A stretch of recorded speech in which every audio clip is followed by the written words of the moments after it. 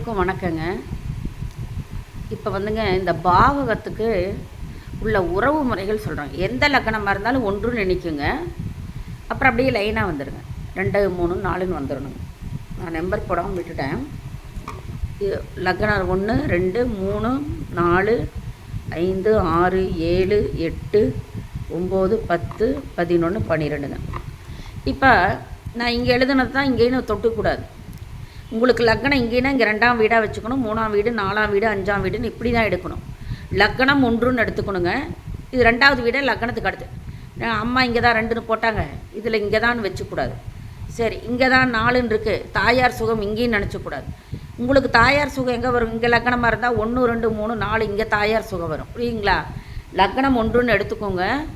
அங்கிருந்து பலன்கள் குறிச்சிக்கணும். இந்த பலன்கள்லாம் வரும். லக்கணம் 1 1வது எழுதுங்க, 2வது எழுதிக்கிங்க, 3வது எழுதிக்கணும். உங்களுக்கு லக்கணம் தான் 1. ஃபஸ்ட்டு புரிஞ்சுக்குங்க. லக்கணம் நான் இங்கே 1ன்னு வச்சுருக்கேன். 2ஆம் இடம் எங்கே வரும்? உங்களுக்கு லக்கணம் இங்கேயே இருந்தால் 1 இது 2ஆம் இடமா வரும், 3ஆம் இடமா வரும். இந்த 3ஆம் இடத்துல என்ன எழுதிக்கணும் அங்கே எழுதிக்கணும். நீங்கள் உங்கள் ஜாதகத்துக்கு நான் பார்க்குறதுக்கு சொல்கிறேன். சரி, பாவக வீடுகள் அதற்குண்டான உறவுகள்லாம் யார் யார் வருவா? இப்போ ஜாதகருக்கு லக்கணம் தான் ஜாதகர். லக்கணம் ஜாதகரை பற்றி பேசும். அங்கே என்ன கிரகங்கள் உட்காந்துருக்கு, அந்த லக்கணாதிபதி நல்லா இருக்கிறாரா, 6 8 12 போய் மறைஞ்சிருக்கான்னு பார்க்கணும். ஃபஸ்ட்டு ஒரு ஜோதிடம் வந்துங்க நாம்ளே பார்த்துக்கலாம். லக்கணம் இது அதிபதி யார்? செவ்வாய். இந்த செவ்வாய் எங்கே உட்காந்துருக்கு? அந்த செவ்வாய் நன்மையில் உட்காந்துருக்கா, சமம் உட்காந்துருக்கா, நீச்சத்தில் உட்காந்துருக்கா, பகையில்? நீச்சத்தில் போய் உட்காரவே கூடாது, பகையில் உட்காரக்கூடாது. லக்கண அதிபதி சுப வீட்டுகளில் இருக்கணும். லக்கண அதிபதி சுப வீடுகள் எது? 1 5 9 சுப வீடுகள். போனால் போது 4 5 7 10 அதில் அந்த வீடுகளுமே பகை நீச்சம் பெறக்கூடாது. லக்கண அதிபதி பகை நீச்சம் பெறக்கூடாது. காலம் மட்டும் கஷ்டப்படுவேன் நீச்சமாக இருந்துட்டா. பகை வீட்டில் உட்காந்துட்டா கஷ்டப்படுவேன். சுக்கிரன் பகையாக வந்துருச்சுன்னு வச்சுக்கோங்க. இப்போ இந்த ஜாதகர் இப்போ வந்து சுக்கிரன் எங்காவது இருக்குதுன்னு வச்சுக்கோங்க. சுக்கிரன் உட்காந்த வீடு பகை வீடாக போச்சுன்னு வச்சுக்கோங்க. அவன் என்ன பண்ணுவான்? பொண்டாட்டிக்கிட்ட சண்டை வாங்கிக்கிட்டே இருப்பான். புரியுதுங்களா? இதெல்லாம் தான் ஜோதிட நுணுக்கம். இதுதான் பாருங்கள், பகை நீச்சம்னு நான் தனியாக பதிவிட்டிருக்கேன். பாருங்கள், எந்தெந்த வீட்டில் சுக்கிரன் பகைன்னு கொடுத்துருக்கேன், கட்டம் போட்டும் கொடுத்துருக்கேன். இந்த ஜாதகர் வந்துங்க பகை நீச்சம் ஆகக்கூடாது. ஜாதகர் பகை நீச்சம்னா பொண்ணு கொடுத்துடாதீங்க. லக்கணாதிபதி பகை நீச்சம்னா பொண்ணு கொடுக்கூடாது. பொண்ணு ஜாதகத்தில் செவ்வாய் பகைனா அவங்களுக்கு மாப்பிள்ளை பையன் மாப்பிள்ளை வீடு பொண்ணு தரும், மாப்பிள்ளை வீடு கட்டிக்கூடாது. பொண்ணுக்கு வந்துங்க ஜாதகத்தில் பார்க்கும்போது கணவன் நீச்சம். பொண்ணு ஜாதகத்தை வாங்குறீங்க, கணவன் யார்? செவ்வாய். பொண்ணு ஜாதகம் வாங்குறீங்க, கணவன் வந்து நீச்சமாக போகுதுன்னு வச்சுக்கோங்க. கணவன் ஸ்தானம் நீச்சமாக போகுதுங்க. புரியுதுங்களா? நான் அப்படியே அந்த கணவன் வீடு நீச்சம்னு வருதுன்னு வச்சுக்கோங்க. அப்போ அந்த ஜாதகத்தை வாங்கலாமா? அந்த ஜாதகத்தை பொருத்தம் இல்லைங்க நாங்கள் இப்போ அப்படி சொல்லக்கூடாது. பொருத்தம் இல்லைன்னு கூட சொல்ல வேண்டாங்க. அது ஒரு பெண் பிள்ளை, நாங்கள் இப்போ கல்யாணம் பண்ணலைங்க அப்புறம் கல்யாணம் பண்ணுறான்னு சொல்லிக்கலாம். புரியுதுங்களா? அப்படி தாங்க நம்ம சொல்லணும். புரியுதா?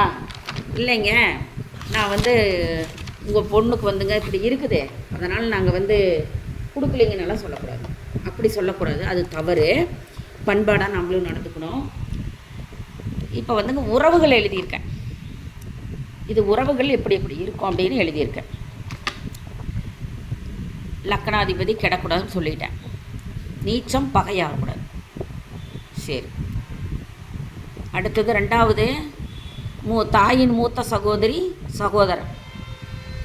அம்மாவுக்கு வந்து 2 மாமா இருக்குது. உங்களுக்கு ஜாதகருக்கு 2 மாமா இருக்குதுன்னு வச்சுக்கோங்க. மூத்த மாமாவும் மூத்த அத்தையும் தான் வரும்.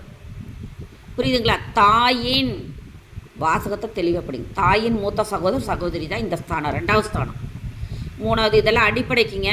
ஒருத்தர் கேட்டார், எதுவுமே அடிப்படை வந்துலைங்க, நீங்கள் எல்லாம் இடையில பூந்து சொல்லிகிட்டு இருக்கிறீங்கன்னாரு. இது அடிப்படை தான்.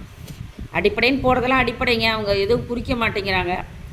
ஜாதகரின் முதல் இளைய சகோதரன் சகோதரி, இது மூத்த சகோதரன் சகோதரி. இது ஜாதகருக்கு, அம்மாவுக்கு இல்லை, ஜாதகருடைய முதல் சகோதரி, இளைய சகோதரி சகோதரன். ஜாதகர் இருந்தால் தங்கச்சியோ தம்பியோ 2 வரமாட்டாங்க. என்னடா முதல் சகோதரி சகோதரன் எழுதியிருக்கீங்களே அப்படின்னு நினைக்கூடாது. ஜாதகனோட முதல் சகோதரியாக இருக்கலாம், இல்லை சகோதரன் இந்த இடத்துக்கு வருவாங்க. மாமனாரும் பேசுங்க இது கொஞ்சம்.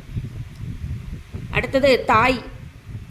தாயினா மாமியாரையும் பேசுங்க, மாமியார் தாயாரையும் பேசும் மாமியார். மாமியாரும் ஒரு தாய் தாங்க, அதனால் மாமியாரை நான் இங்கே குறிப்பிட்டிருக்கேன். தாயாரை போல தான் மாமியாருமே. மாமியாரும் ஒரு தாய் தான். புரியுதுங்களா? 2 பேர்த்துக்குமே, கணவன் மனைவி 2 பேர்த்துக்குமே நான் சொல்கிறேங்க. பெண் பிள்ளையாக இருந்தாலும் மாமியார் வரும், தாயார் வரும். 5வது முதல் குழந்தைங்க. முதல் குழந்தை உறவு முறை சொல்கிறேங்க. ஜாதகருக்கு முதல் குழந்தை பற்றி பேசும். ஜாதகருக்கு 2வது கீழே 2 பிறந்திருக்குன்னு வச்சுக்கோங்க. இளைய ஜாதகருக்கு 2 பின்னாடி பிறந்திருக்காங்கன்னா இது முதல் இளைய சகோதரி சகோதரி, இது 2வது இளைய சகோதரி இது ஜாதகருக்கு. அடுத்தது 6ஆம் இடம் தாயோடைய இளைய சகோதரன் சகோதரி. புரியுதுங்களா? முதல்ல தாயோட மூத்த சகோதரன் சகோதரி இங்கே சொன்னான். இப்போ தாய் மாமன், இளைய தாய் மாமன், இளைய அத்தை. 7ஆம் பாவம் கணவனுக்கு மனைவி, மனைவிக்கு கணவனு பேசுங்க. இது கணவனுக்கு மனைவி, மனைவிக்கு கணவன். மனைவி ஜாதகமாக பெண் ஜாதகமாக இருந்தால் கணவரை பற்றியும், ஜாதகர்னா ஆணாக இருந்தால் மனைவி பற்றியும் பேசும். இப்படி மாற்றிக்கணுங்க. 2வது குழந்தையை பற்றி 7ஆம் இடம் பேசுங்க. முதல் குழந்தை 5ஆம் இடம், 2வது குழந்தை. இது உறவு முறைகள் தான் எழுதுறாங்க. மற்றெல்லாம் நிறையா டிபார்ட்மெண்ட் இருக்குது, உறவுகள் மட்டும் சொல்கிறாங்க. 2வது குழந்தையை பற்றி பேசும். தாய் வழி பாட்டன், முப்பாட்டன், பாட்டனோட அப்பா, தாய் வழி பாட்டன், அப்புச்சி, அவங்க அப்பதான். இது 3வது குழந்தைங்க. இது 9ஆம் இடம் 3வது குழந்தை. இப்போ 2க்கு மேலே வச்சுக்கிறதுல தான் 3வது குழந்தை எழுதலிங்க. தந்தை, ஜாதகனுடைய தந்தை பற்றி பேசுங்க. பேரன் பேத்தி பற்றி பேசும். மனைவியின் ஜாதகனோட மனைவியின் இளைய சகோதரன் சகோதரி பற்றி பேசும். மச்சினிச்சி பற்றி பேசும். மனைவியின் தாயார் ஸ்பெசிஃபிக்காக இங்கேயும் கொடுத்துருக்கேன். தாயார்னா மாமியாவும் தாய் தான், அதான் அந்த இது கொடுத்துருக்கேன். இங்கே மனைவியின் தாயார் கணவனே, ஏன்னா லாபஸ்தானத்துக்கு கொண்டு வந்திருக்காங்க. ஏன்னா மாமியார் தானே கொடுப்பாங்க, மாமியார் தான் கொடுக்கும், அதனால் கொடுத்துருக்கோம். மாமியார் தான் எல்லா வகையிலையும் கொடுப்பாங்க. மருமகளுக்கு மருமகனுக்கெல்லாம் கொடுக்கறது இதெல்லாம் தாய் தான், பெண்கள் தான். அதனால தான் நான் தாயாரை கூப்பிட்ருக்கேன். எப்படின்னா ஜாதகருடைய மனைவியின் தாயார், கணவனுடைய தாயார், அப்படி வருங்க. கணவனின் தாயார், மனைவியின் தாயார் வருவாங்க 2மே. ஏன்னா 10ஆம் இடம் லாபஸ்தானம். பிள்ளை பத்து கொடுத்தாலும் பையனை பத்து கொடுத்தாலும் இவங்க தானே சேர்த்து தராங்க. அப்போ லாபஸ்தானத்துக்கு யார் வருவாங்க? இவங்க தான் வருவாங்க. பெண்ணுக்கு மாமியார், ஆணுக்கு மாமியார் 2மே போட்டிருக்கேன் பாரு. 10ஆம் இடம். அடுத்தது லாபஸ்தானம். இந்த 11ஆம் வீட்டில் ஜாதகரின் மூத்த சகோதரன் சகோதரி. ஜாதகருக்கு மருமகளையும் பேசுங்க. தாய் வழிபாட்டை தந்தை வழிபாட்டனை பேசுங்க. இது உறவுகள் மட்டும் போட்டிருக்கேன். இந்த உறவில் இப்போ லக்கணத்துலேருந்து 10ஆம் வீடு எப்படி இருக்குது அது கண்டு நம்ம பலன் சொல்லிக்கலாம். பகை நீச்சம்னா இவங்கெல்லாம் ஒன்றும் செய்ய மாட்டாங்கன்னு சொல்ல வேண்டியதான். நீச்சம்னா சமம்னா செய்வாங்க, நட்புனா செய்வாங்க, பகைனா செய்ய மாட்டாங்க. நீச்சம்னா ஒன்றுமே இல்லைன்னு அர்த்தம். புரியுதுங்களா? இவங்களை இல்லைன்னு வச்சுக்க வேண்டியதான். நீச்சம் இதில் நீச்சமாயி அம்சக்கட்டத்தில் பகையாக இருந்தால் இல்லை, 2லேயும் நீச்சமான செத்து போயிட்டான்னு சொல்லிவிடலாம். புரியுதுங்களா? இதுதான் உறவு முறைகள். இதாங்க அடிப்படை. நீங்கள் இதெல்லாம் அடிப்படை தான். இதே நிறைய பேர் தெரியாமல் ஜாதகம் கற்றுக்குவீங்க. பேஸ் மட்டும் நல்லா இருந்தால் தாங்க மேலே மெத்த கட்ட முடியும். ஜாதகங்கிறது நீங்கள் சும்மா நினச்சிக்காதீங்க. நீங்கள்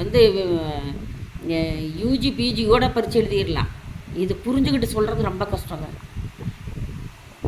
அது ஒவ்வொருத்தர் கேள்வி கேட்கப்பாங்க பாருங்க சாமி.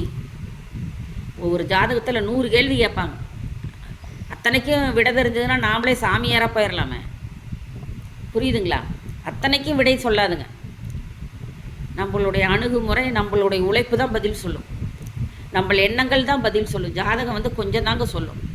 பாதை இது, அங்கே போ, அங்கே எப்படி இருக்குன்னு நீ பார்த்துக்கோ, அதுதான் சொல்லுங்க. ஜாதகம் எல்லாமே செஞ்சு கொடுக்காதுங்க. இது முக்கிய பாயிண்ட்டுங்க. இது உண்மைதானுங்க. நீ உனக்கு வேலை கிடைக்கும், அரசு வேலை. 10ல் சூரியன் நிற்குது, அரசு வேலை கிடைக்கும்.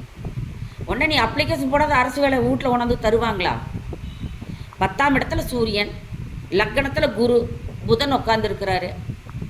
லக்கணத்திலே குரு புதனெல்லாம் உட்காந்துருக்கிறாரு. சூரியனும் சேர்ந்து உட்காந்துருக்கு. அவருக்கு அது அரசு வேலை உறுதி. அப்ளிகேஷனே போடல, பரீட்சை எழுத போகல, எப்படி இன்டர்வியூ போகல, எப்படிங்க அரசு வேலை கிடைக்கும்? நம்ம முயற்சி வேணும். நம்ம முயற்சிகள் வந்துங்க 70%, ஜாதகம் 30% தாங்க. புரியுதுங்களா? உண்மை இதுதாங்க. அதிக உழைப்பாளி அதிக லாபத்தை வாங்குகிறான், குறைவான உழைப்பாளி குறைவான ஊதியத்தை வாங்குகிறான். இதுதான் உண்மை. நன்றி சுபம். எல்லாம் ஷேர் பண்ணுங்கள், லைக் கொடுங்க. எனக்கு ஷேர் பண்ணுங்க, லைக் பண்ணுவீங்க, சப்ஸ்கிரைப் பண்ணுவீங்க. எல்லாத்துக்கும் கோடான கோடி நன்றிகளுங்க. தவறு இருந்தாலும் மன்னிச்சுக்கோங்க. நாங்களும் ஒரு குழந்தைங்க மாதிரி தான். உங்களுக்கு நாங்களும் வந்துங்க எல்லாம் தெரியும்னெல்லாம் சொல்லலைங்க. நாங்களும் கட்டுறதாக தான் சொல்கிறோம். ஒரு சிறு தவறு இருந்தாலும் மன்னிச்சுக்கோங்க. இது நடக்கும்னு சொன்னீங்களா, நடக்கலைன்னா நான் அதுக்கு பொறுப்பாளியாக மாட்டேங்க. அது அவங்கவுங்க விதிப்பயன். புரியுதுங்களா? நன்றி சுபம்.